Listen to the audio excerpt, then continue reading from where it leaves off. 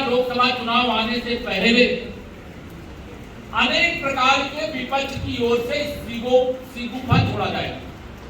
ऐसी ऐसी बातें की जाएगी जैसे लगेगा ये भारत को सोने की चिड़िया बना देंगे, भारत को विश्वगुरु बना देंगे।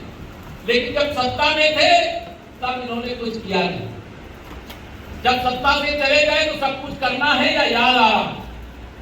अनेक प्रकार के विषय आएंगे, आप जो वरिष्ठ कार्यकर्ता हैं सब समझते हैं, उन विषयों पे जाना नहीं चाहता। मैं केवल आपको कहना चाहता हूं 2014 में जब लोकसभा का चुनाव था तो हिंदुस्तान का प्रधानमंत्री बनाना था। उस समय उत्तर प्रदेश में सरकार किसकी थी याद है?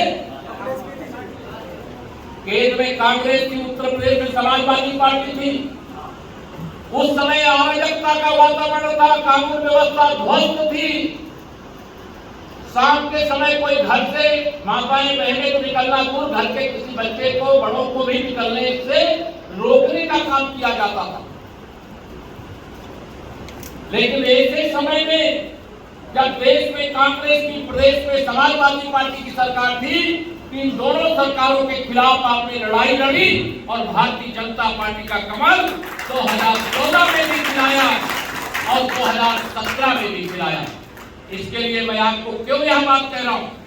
कई बार हमारे कार्यकर्ताओं को यह भ्रम हो जाता है कि कोई चुनाव होता है तो चुनाव सरकार लड़ती है। सरकार नहीं लड़ती, चुनाव पार्टी लड़ती है, चुनाव पार्टी जीतती है। पार्टी की जीत के आधार पर सरकार बनती है और वह सरकार बनाने का जो काम किया है आप सब कार्यकर्ता मित्रों ने किया। 24 के चुनाव को आप 2014-2017 जैसा चुनाव समझिएगा।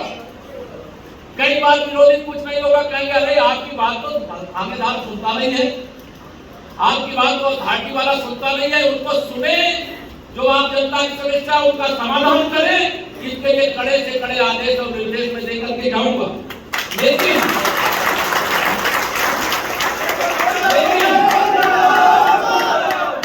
2024 के चुनाव को दृष्टिगत रखते हुए मैं एक एक कार्यकर्ता मित्रों को ये कह करके जाऊंगा। मेरी मातृशक्ति भी यहाँ विराजमान है, महिला मोर्चा, मैं सबको कह करके जा रहा हूँ। अभी हमारा ध्यान 2024 में रहना चाहिए। कोई गड़बड़ करने वाला एक पर सूची बना के रखेगा, मीडियम कार्रवाई कर सकते हैं, आगे नहीं करेंगे, लेकिन लक्ष्य न ओझल होने पावे, कदम मिलाकर चलना है, ये ध्यान रखना। क्योंकि हमारा संगठन हमारी जीत का आधार है। इसे जहां मैं जाता हूं एक ही बात कहता हूं, संगठन बढ़े चलो, सुपर सुपर बढ़े चलो, भला हो जिसमें देश का वो काम 2024 में तीसरी बार मोदी सरकार बनने से रोकने की सारा विपक्ष एक हो रहा है, सारा विपक्ष। लेकिन उनके पास मुद्दा नहीं। चुनाव मैदान में आने से पहले ही वो चुनाव हार चुके। उनसे पूछो आपका प्रधानमंत्री पद का उम्मीदवार कौन होगा, तो जितने दलों ने विपक्ष का गठबंधन कहूं या ठगबंधन कहूं बनाया है, उसमें से हर नेता प्रधानमंत्री पद का दावेदार। लेकिन हमारा तो एक ही है, नरेंद्र मोदी। इसे पूरे देश में एक आवाज उठी है, तीसरी बार मोदी सरकार। अब माननीय प्रधानमंत्री मोदी जी अगर सही बात भी कोई करे, सही काम भी कोई करे, तो उसमें कमी खोजने का काम तुरंत करेंगे। अब आतंकवादी हमला अगर इजराइल पर हुआ और भारत के प्रधानमंत्री माननीय नरेंद्र मोदी जी ने कहा कि हम इजराइल के साथ खड़े हैं, तो गलत किया कि सही किया? दोनों हाथ लगाओ, गलत किया सही किया? लेकिन सारा विपक्ष क्या कर रहा है?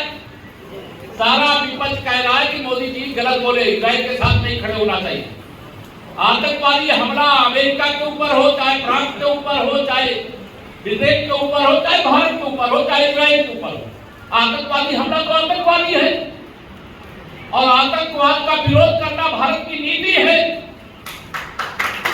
माननीय प्रधानमंत्री जी, विश्व का जो सबसे इस समय बड़ा मंच है जिसे संयुक्त राष्ट्र संघ कहता है, अभी G20 का आयोजन यहाँ इसी आपके राजधानी में दिल्ली में अभी संपन्न हुआ।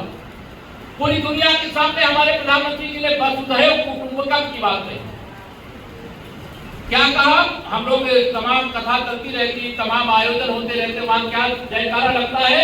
धर्म की जय हो, अधर्म का नाश हो, प्राणियों में सद्भावना हो, विश्व का कल्याण हो। कोई नोएडा का कल्याण हो ये नहीं कहते हैं, कोई उत्तर प्रदेश या भारत, यानी पूरे विश्व को परिवार मान करके जो भारत आज दुनिया का नेतृत्व कर रहा है, ऐसे समय में अगर इस प्रकार की घटना घटी और उस घटना के विरोध में और जिस इजराइल के ऊपर आतंकवादी हमला हुआ उनके समर्थन में खड़े हुए हम स्वागत करते हैं, भाई अभिनंदन करते हैं। हमारा प्रधानमंत्री 56 विकेट देने वाला है, दिखाने का काम करें।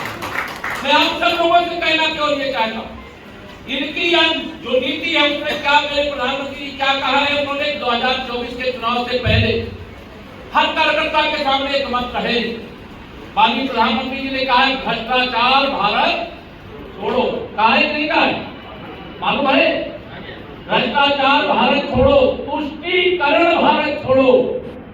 यह जो माननीय प्रधानमंत्री जी के बयान का विरोध हो रहा है, ये बयान का विरोध नहीं हो रहा है, ये तुष्टीकरण की राजनीति हो रही है, जिसकी सजा इस देश ने भुगतने का काम किया है, आजादी के बाद से लगातार भुगतने का काम, जिसके कारण जम्मू कश्मीर का वहां के जो कश्मीरी पंडित थे उनको कश्मीर छोड़ करके भागना पड़ा।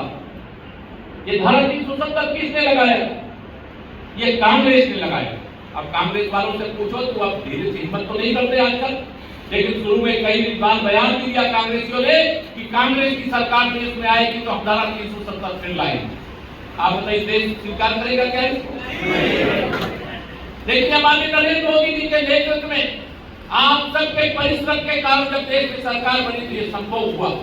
तो तुष्टीकरण की राजनीति थी, परिवारवाद की राजनीति थी धारा 370, जिसके कारण अगर कश्मीर से 4 लाख से अधिक हिंदुओं को वहां से निकाला गया, सब मौनी बाबा बने हुए थे।